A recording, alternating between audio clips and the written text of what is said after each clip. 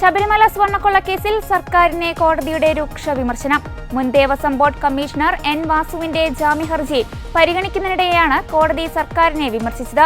ശ്രീകോവിലിന്റെ കട്ടിളപ്പാളി 1998 സ്വർണം പൊതിഞ്ഞതായിരുന്നു എന്നത് സ്ഥിരീകരിക്കാൻ ആവശ്യമായ രേഖകൾ കോടതിയിൽ ഹാജരാക്കാൻ തിരുവിതാംകൂർ ദേവസ്വം ബോർഡിനോ SITക്കോ കഴിഞ്ഞില്ല.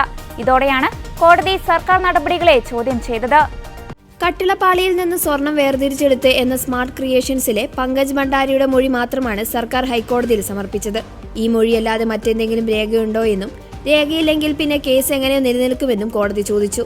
സ്വർണം പൊതിഞ്ഞ കട്ടിളപ്പാളി ചെമ്പാക്കി ഉണ്ണികൃഷ്ണൻ പോറ്റിക്ക് സ്വർണം പൂശാൻ കൊടുത്തുവിട്ടു എന്ന കുറ്റത്തിനാണ് അന്നത്തെ ദേവസ്വം ബോർഡ് കമ്മീഷണറായിരുന്ന എൻ വാസു ജയിലിൽ കഴിയുന്നത്.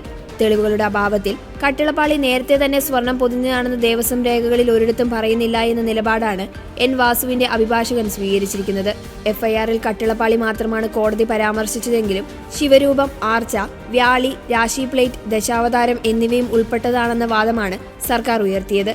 എന്നാൽ ഈ റിപ്പോർട്ട് മജിസ്ട്രേറ്റ് കോടതിയിലോ വിജിലൻസ് കോടതിയിലോ നൽകിയിട്ടില്ല എന്നും നിലവിൽ FIR പ്രകാരം കട്ടിളപ്പാളി തന്നെയാണ് പ്രധാന വിഷയമെന്നും ഹൈക്കോടതി ചൂണ്ടിക്കാട്ടി. ശബരിമലയിൽ സ്വർണ്ണക്കൊള്ള നടന്ന 2019 എൻ വാസു ദേവസ്വം ബോർഡ് കമ്മീഷണറായിരുന്നു. കട്ടിളപ്പാളി സ്വർണ്ണപ്പാളികൾ ചെമ്പാണെന്ന് എഴുതാൻ കമ്മീഷണറായിരുന്ന വാസു 2019 മാർച്ച് 19 നിർദ്ദേശം നൽകിയെന്ന് സ്വീകരിച്ചതിനെ തുടർന്നാണ് വാസുവിനെ കേസിൽ മൂന്നാം പ്രതിയാക്കിയത്. മാർച്ച് 31 കമ്മീഷണർ സ്ഥാനത്തു നിന്ന് വാസു മാറിയിരുന്നു. പിന്നാലെ A പത്മകുമാർ ദേവസ്വം ബോർഡ് പ്രസിഡന്റായി. എൻ വാസു പ്രസിഡന്റായിരിക്കെയാണ് സ്വർണം പൂശൽ കഴിഞ്ഞ ശേഷം ഉണ്ണികൃഷ്ണൻ പോറ്റിയുടെ വിവാദ ഇമെയിൽ സന്ദേശം ലഭിച്ചത്.